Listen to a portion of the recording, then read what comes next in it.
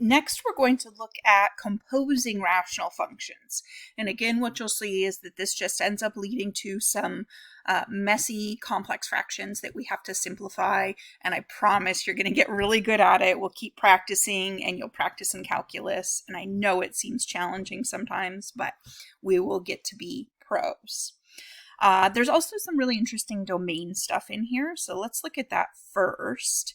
Part A is asking us to find the domain of each function separately. So for function A, remember with fractions, our concern is we don't want the denominator to equal 0. So if you can just look at that and say, well, x can't be -1/2, outstanding. If you find yourself making mistakes doing that, or you're not great at just looking at those, remember, you can just set this up and say, well, 2x plus 1 should not equal 0, and just solve like an equation or an inequality. So we'd subtract 1 from both sides, and we would divide by 2.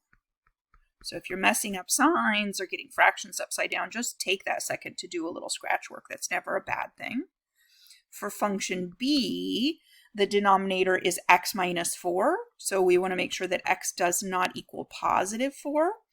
And that's it. And again, read that really literally. X does not equal -1/2 means x can be absolutely anything else. So just make sure you're clear on that. If you need to restrict it more, restrict it more.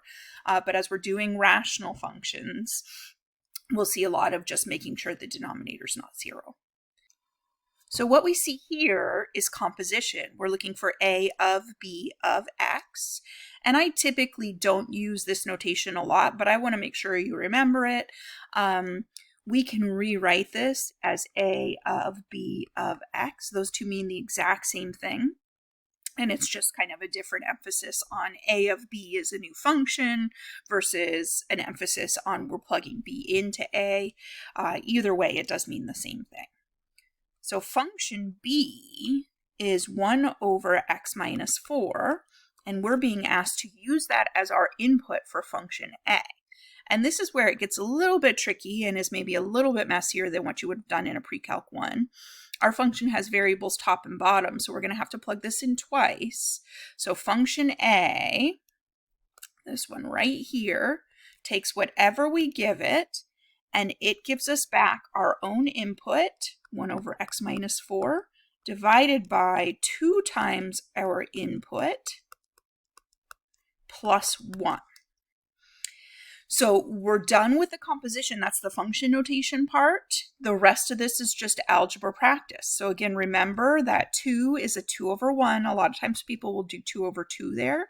And I get where that comes from, kind of an autopilot, but that's not what it says. It's just a plain old 2, so it'll go in the top. And then we need to work on clearing the fractions and fractions. And this one's not too bad. This is another one where we have the same denominator for both of those internal fractions. So we can multiply top and bottom by x minus 1. And again, if you're afraid you're going to mess up the lining it up, you can just put an extra over 1 in there. So in the numerator, if we multiply x minus 4 by 1 over x minus 4, we're dividing something by itself. We just get a 1. In the denominator, we do want to be a little bit careful. We have to distribute. This is the big mistake I see, is that people will forget the distribute. So they don't usually forget to multiply the 2 over x minus 4 because we can see that's a fraction we're trying to cancel. Just like before, if we're multiplying by x minus 4 and dividing by x minus 4, that will cancel. So just the 2 is left. What happens though is I'll get 2 plus 1. Done. And that's not really correct. What I really have is 2 plus 1 times x minus 4, or just 2 plus x minus 4. So my final answer is 1 over x minus 2 is what I'm seeing. And then we're supposed to talk about the domain of this function. And domain of composite gets a little bit interesting. You actually have to check 2 things.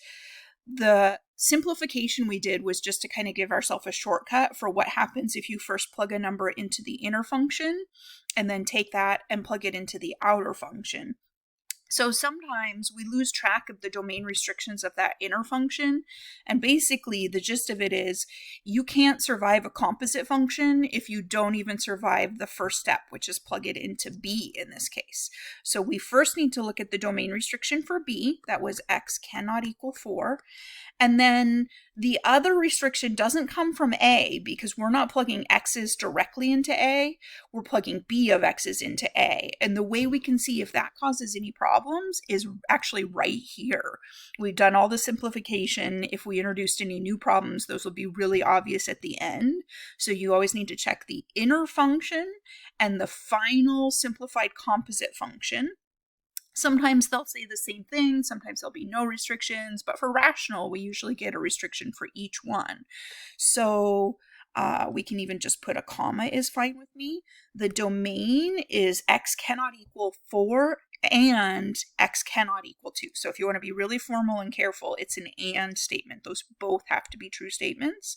Or you could even write it out anything from negative infinity to 2, and then anything from 2 to 4, and then anything from 4 to infinity. That would be a really complete way to write it out as well. We want every number except for 2 and 4. All right, part C is just asking us to do the same thing, but the opposite order. So this is saying find B of A of x. So we basically always start at the x and apply whichever function is directly next to it, and then apply whatever function is directly next to that. And you could do this 3 or 4 or 5 times, but that gets a little tedious. We'll probably stick with just a couple times. So now we're plugging A of x, which is x over 2x plus 1, into function B. And while our inner function is a little bit more complicated, our outer function is actually a little simpler. So this whole thing is our input. B is going to give us back 1 over our input minus 4. So 1 over input, x over 2x plus 1 minus 4. And this is really nice. There's just the one fraction, so we're multiplying top and bottom by 2x plus 1. The top's really easy. 1 times 2x plus 1 is 2x plus 1. The bottom, you have to be careful. Again, the most common mistake I'll see is people don't multiply the 4. So when we multiply x over 2x plus 1 by 2x plus 1, we have a division by 2x plus 1, multiplication by 2x plus 1. That cancels. All that's left is that x from the numerator. So this is the only thing that's left over.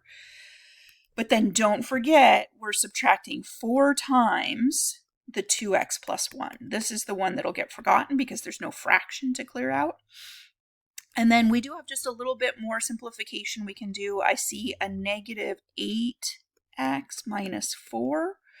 So when we take x minus 8x, I think we're going to see a negative 7x minus 4 in the bottom and a 2x plus 1 in the top. And then the last little bit here, again, is the domain. So looking at the inner function, I'm seeing that was A of x, or I can even look up here, that x should not equal negative 1/2. And note that you can still tell right here that x should not equal negative 1/2.